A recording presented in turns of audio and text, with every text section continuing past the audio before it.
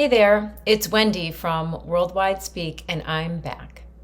Today we're going to talk about the problem solution essay structure. Of course, our videos are geared towards English language learners, but everybody who's learning is always welcome here. So, is there a problem? Well, of course there is. It's a problem solution essay. And the problem is what you're going to tell me about in your essay. First, you're going to tell me what the problem is, and then you are going to offer me a solution to the problem or a couple of solutions to the problem.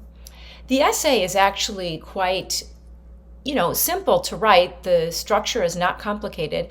But the one thing you need to remember with this, you might have to do a little more research than you possibly do with other types of essays.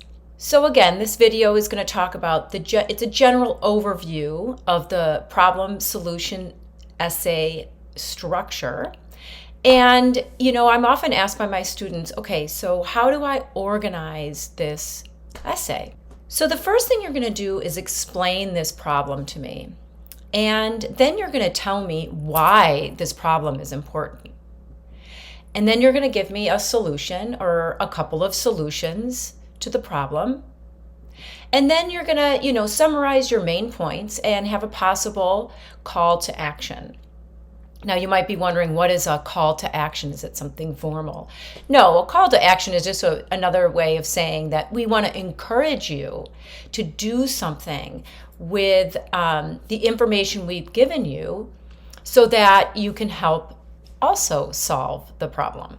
Now, there are a couple patterns of organization for this. Now, if you have just one solution, your first paragraph will be the introduction. The second paragraph will explain why this problem is important. The third paragraph is going to be the solution you offer, just one solution, not many solutions, just one. And then the last paragraph is your conclusion. Again, like I said, the structure of this essay is very easy. It's nothing complicated, but we always have to remember our research. Now, if you have two or more solutions, you're going to set your paper up like this. Your first paragraph will be the introduction. The second paragraph is going to tell me why the problem is important. The third paragraph will offer your first solution to the problem. Your fourth paragraph will offer another or a second solution to the problem. And then you'll have your conclusion. As you can see, these are almost identical, obviously, except for the fact that you're going to have an additional paragraph with an additional solution. That's it. It's pretty easy.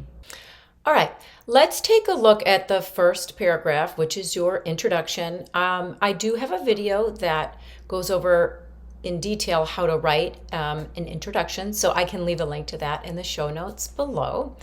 But for this essay, let's talk about the introduction here. Now remember, the first thing you're going to do is you're going to write your hook, and that's how we grab our readers' attention, because we want them to read about this problem so that they can help be part of the solution.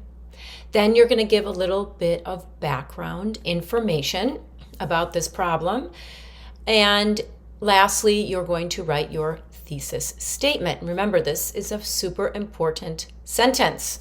I also have a video on how to write a strong and clear thesis, which I'll also leave a link below in the show notes.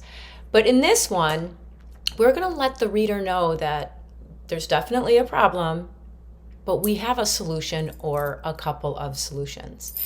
And because I think the thesis is so important, I just wanted to give you a few examples of what a thesis for this specific problem solution essay might look like. First, we have reducing noise pollution in your neighborhood can be simple and effective. So what's the problem? Noise pollution. Do we offer a solution? We don't say what the solution is in our thesis, but we do clue the reader into the fact that we have a solution that can be simple and effective. That gets them to keep reading. Remember, we're having a conversation with our reader, really. And We're leading them down the path, and we want them to keep reading to find out what the solution is. Let's take a look at another one. Even though the environmental hazard from plastics is undisputed, there are methods to reduce their harm and proliferation. So in this one, what's the problem? The problem is plastics. And we don't offer, again, a specific solution, but we do clue the reader in to the fact that there are ways or methods to minimize or reduce the amount of plastic, and so that the plastic is not everywhere. And lastly, let's take a look at this one. One school, Willow Hill Community College, is working diligently to eliminate cheating on exams. Wouldn't that be great? We do know that cheating is a problem, although we wish it weren't. Anyway, so yeah, cheating is the problem, right? And this one gives you a specific school with a specific strategy that's trying to reduce this problem of cheating on exams. So hopefully these 3 examples help you. Let's take a look now at the second paragraph. This one's what's a little bit maybe different than some other essays you've written. I decided to pull one of the thesis from the previous slide, and I chose the reducing noise pollution thesis. That's the one we're going to work with in this video. So remember, reducing noise pollution in your neighborhood can be simple and effective. So paragraph 2, you have to make me, the reader, care about this problem and understand why it is a problem and why we should do something about it. It's really important. So again, noise pollution is our problem, and we need to say why it's important. You're going to want to show me this with some research, right? And so here, just like if you were outlining your paper, you might want to jot down where you got the research, National Geographic, decibel levels, in modern society, maybe examples or details of this. 85 decibels and higher is damaging, like a hairdryer or a leaf blower or a rock concert. Some more research, where you got it. The EPA, the Environmental Protection Agency, is a governmental agency here in the United States. And the EPA talks about the health effects of noise pollution. Some examples or details could be noise pollution causes high blood pressure, hearing loss, sleep disruption. So this is your research that shows the reader, yes, this is a true and serious problem. And I'm going to show you why it is, and I'm going to back it up with my research. So because paragraph 2 is a little different, like I said, I thought it would be helpful to write this paragraph out for you. Remember, our thesis is reducing noise pollution in your neighborhood can be simple and effective. The problem is noise pollution. Now, I'm not going to read this paragraph in its entirety. You can pause the video right now and read it. I'm just going to go through and highlight where I put that information from my outline into the paragraph. Our first sentence here tells the reader what the problem is, right? About noise pollution that's become a major health concern.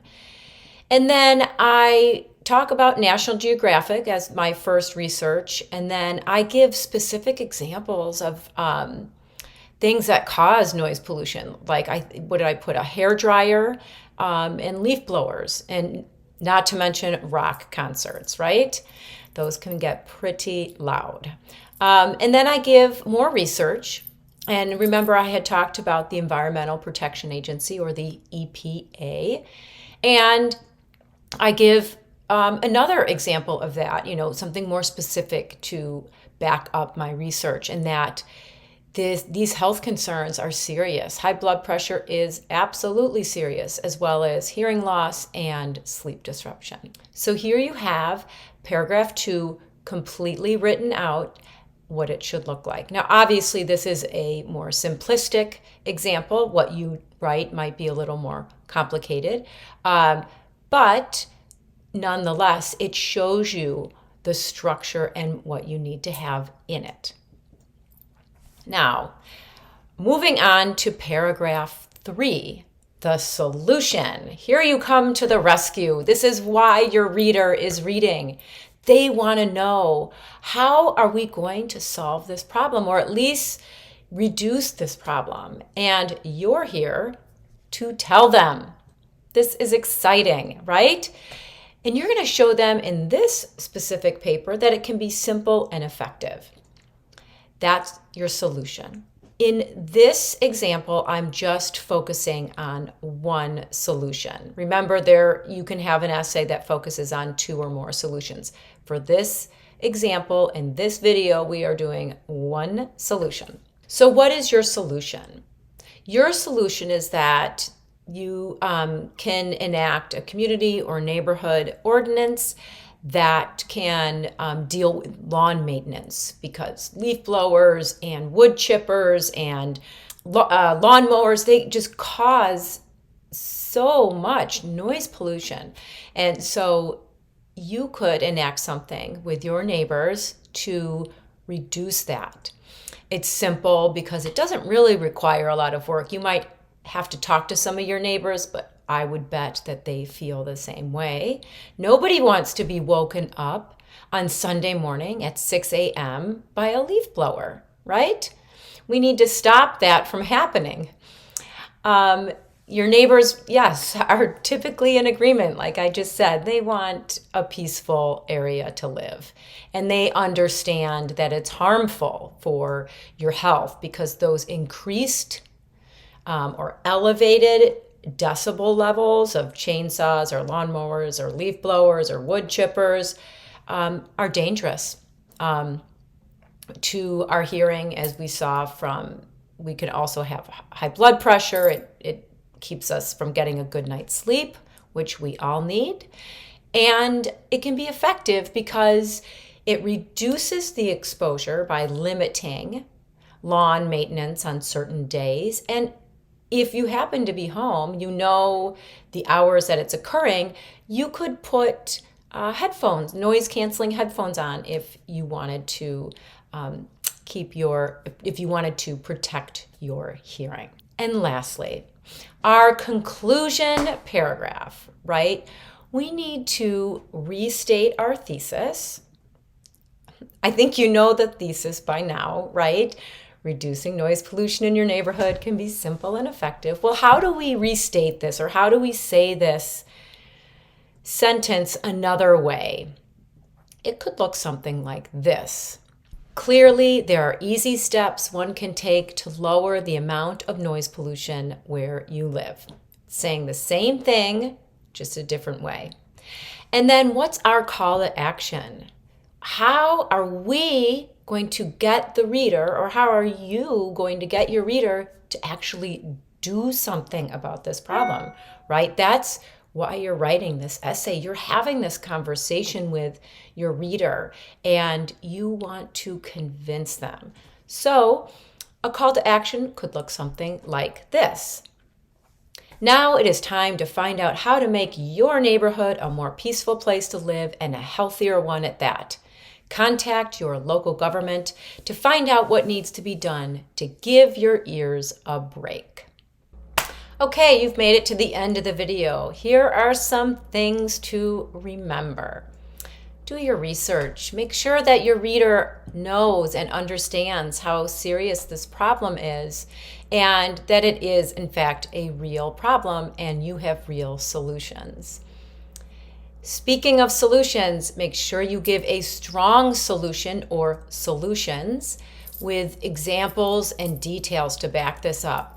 We do not want a list of, here is a list of solutions, 1, 2, 3, 4, 5. No, we want 1, 2, possibly 3 solutions, but we need to know in depth, in detail, with specific examples, what the solution or solutions are. So your structure is the introduction paragraph, the why this is important paragraph, which is paragraph number 2, your solution or solutions paragraph or paragraphs, right?